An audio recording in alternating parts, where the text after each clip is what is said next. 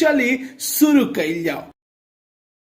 तो सबसे पहले बात कर लो सिंगर गोलू राजा के बारे में। जी हाँ भैया, आप लोगों को बता दी कि गोलू राजा जो कि दिन प्रतिदिन जो कि अपना गायकी के क्षेत्र में उन्नति कर रहा बड़े। और आप लोगों को बता दी भैया कि गोलू राजा एगो गाना गावे खातिर 30 से 50 हजार रुपया चार्ज करेले। अब बात कर लो सिंगर निशा उपाध्याय के बारे में, जो कि काफी पॉपुलर है भैया। इनका स्टेज शो काफी पसंद कल जाला और इनका आवाज में सरस्वती जो कि बसेली। और आप लोग बता दी भैया कि सिंगर निशा उपाध्याय जो कि एगो गाना खातिर 20 से 30 हजार रुपया चार्ज करेली। अब बात कर ले चॉकलेटी सुपरस्टार राकेश मिश्रा के बारे में, जो कि पिछले साल से बड़ा ही पॉपुलर हो चुका बड़े और बैक टू बैक कई गो सुपर हिट गाना आप लोगों के बीच में दिले बड़े। और आप लोग बता दी भैया कि एगो गाना खातिर राकेश मिश्रा जी जो कि 1 लाख रुपया लेबेले।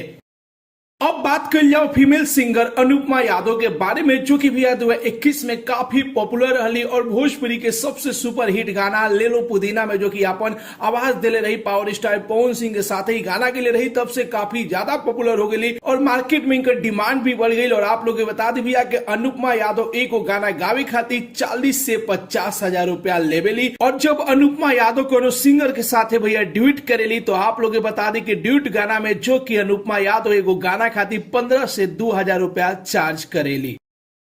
अब बात कर जाओ सिंगर गोलू गोल्ड के बारे में, जो कि भैया कम ही उम्र से काफी ज्यादा पॉपुलर बाड़े और इनका एक एक गाना जो कि मार्केट में धमाल मचा दे वाला एगो बिया ऐसन पगली रे गाना से जो कि इनका पहचान मिला। और आज गोलू गोल्ड जो कि भैया पहचान के मुहताज नहीं खन। और आप लोग बता दी भैया कि गोलू गोल्ड एगो गाना गावे खातिर 1,20,000 से लेके 1,40,000 रुपया तक चार्ज करेले। अब बात कर जाओ सिंगर विशाल गगन के बारे में, जिनकर गायकी के फैन पूरा यूपी बिहार झारखंड बा। जी हाँ भैया, बहुत ही अच्छा गायक हन। और आप लोग बता दी कि विशाल गगन एगो गाना खातिर जो कि भैया 80,000 रुपया फी लेवल चार्ज करेले।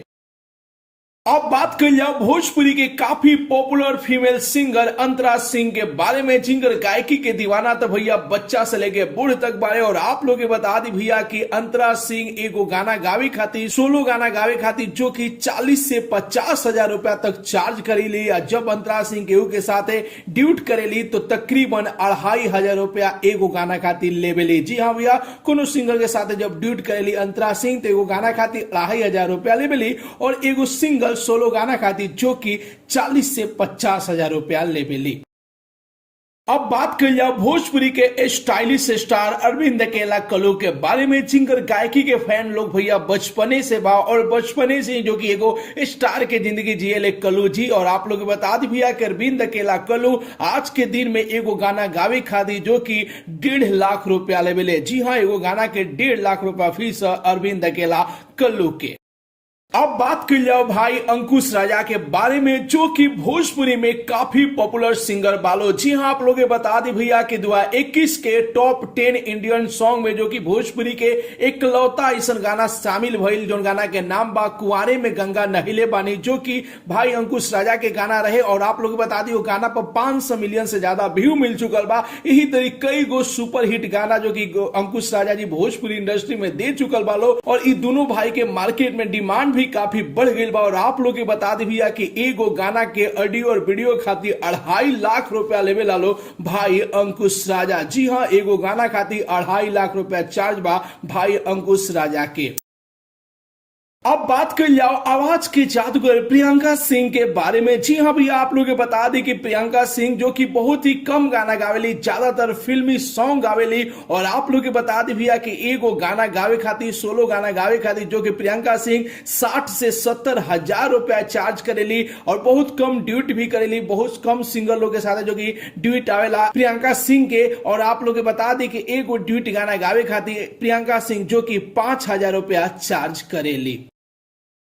अब बात कर जाओ भोजपुरी के सुपरस्टार सिंगर गुंजन सिंह के बारे में, जिनकर गायकी के दीवाना तो भैया पूरा भोजपुरिया समाज मगहिया समाज सब कोई बा। और आप लोग के बता दी भैया कि गुंजन सिंह एगो गाना गावे खातिर 1.5 लाख रुपया लेबेले। जी हाँ भैया, 1.5 लाख रुपया फीस गुंजन सिंह के एगो गाना खातिर। अब बात कर लिया भोजपुरी के जुबली सुपरस्टार दिनेश लाल यादव निरहुआ के बारे में। जी हाँ, आप लोग बता दी भैया कि दिनेश लाल यादव निरहुआ बहुत ही कम गाना गावेले, लेकिन आज भी आपन फीस नहीं खन घटेले। जी हाँ, आप लोग बता दी कि दिनेश लाल यादव निरहुआ एगो गाना खातिर 3 लाख रुपया लेवेले। जी हाँ, 3 लाख रुपया फी है दिनेश लाल यादव निरहुआ के एगो गाना खातिर।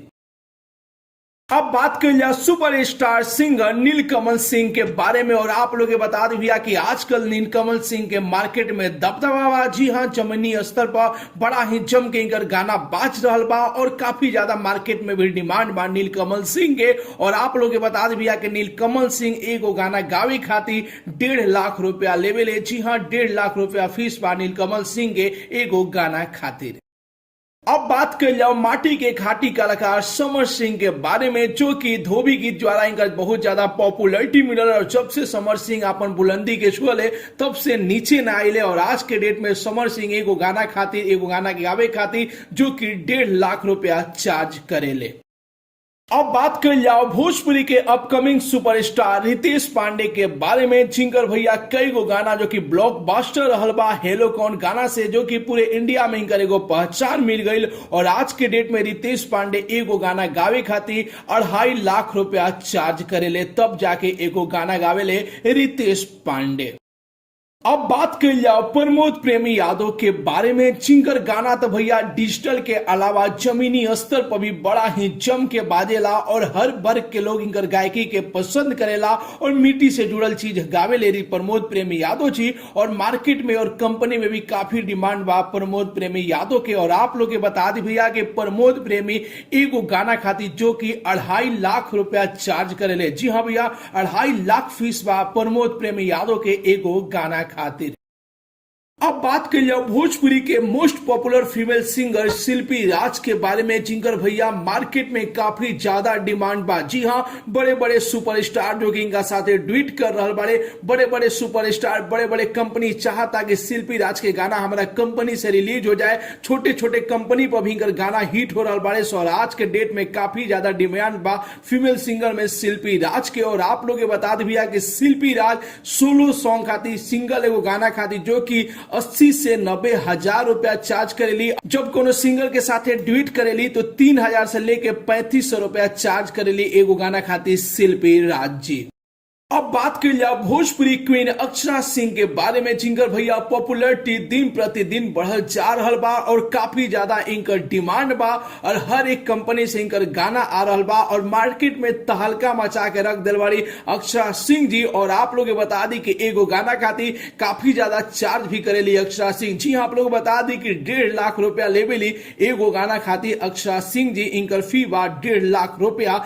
अब बात कर लिया भोजपुरी के ट्रेंडिंग सुपरस्टार खेसारी लाल यादव के बारे में, जो कि आज के डेट में भोजपुरी के सबसे पॉपुलर सिंगर बारे। हर एक कंपनी पर इनकर गाना के डिमांड बा और जौना कंपनी सिंगर गाना रिलीज होला सीधे सुपर हिट हो जाला। और आप लोग के बता दी भैया कि खेसारी लाल यादव एगो गाना खातिर 4 लाख रुपया लेवेले। जी हाँ, खेसारी लाल यादव के चार्ज बा 4 लाख रुपया पर सॉन्ग के लिए। जी हाँ भैया, खेसारी लाल यादव के फी बा 4 लाख रुपया।